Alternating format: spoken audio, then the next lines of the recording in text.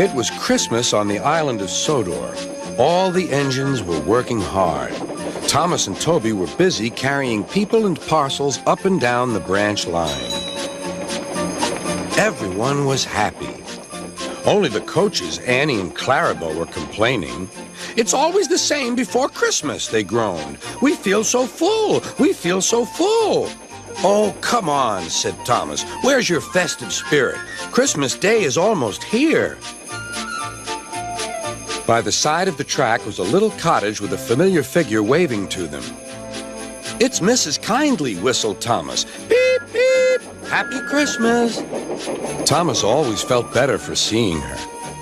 "Christmas just wouldn't be Christmas without Mrs. Kindly," he said to himself. When work was over, Thomas went to see the other engines. All their coats had been polished. "Huh," said Gordon. "Just look at us. Your driver will have to work fast to get you as smart as us." "Never mind that," replied Thomas. "I've something important to say. Do you realize it's been a whole year since Mrs. Kindly saved us from a nasty accident? You remember when she was ill in bed and—" "Yes, of course," interrupted Edward. "You told us how she waved her red dressing gown out of her window to warn you about a landslide ahead." "And you and Toby gave her presents?" Percy joined in. "And Sir Topham Hatt sent her to the seaside to get better." "But," said the other engines, "the rest of us never thanked her properly."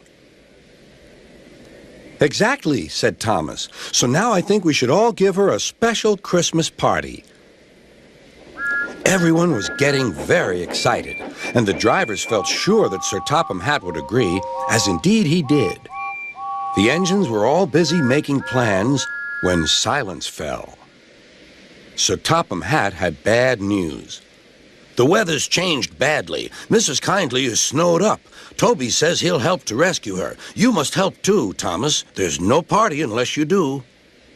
Thomas hated snow, but he said bravely, "I'll try, sir. We must rescue her. We must." "There's a good engine. You and Toby will manage splendidly." Thomas charged the snowdrifts fiercely. Sometimes he swept them aside, sometimes they stuck fast, and the men had to loosen them.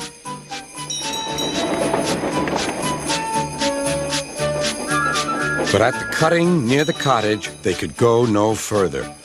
"Look at that!" exclaimed Thomas's fireman. "Beep, beep! Here we are!" An answering wave came from an upstairs window. Then they heard a familiar sound. "That's Terence, the tractor," said Thomas. "He's come to help too." Sure enough, Terence had a snowplow and was working hard to clear a patch to the railroad line and safety. At long last, the rescue was complete. Percy took the tired workmen home. Terence said goodbye to Mrs. Kindly and promised to take care of her cottage as he watched them all set off.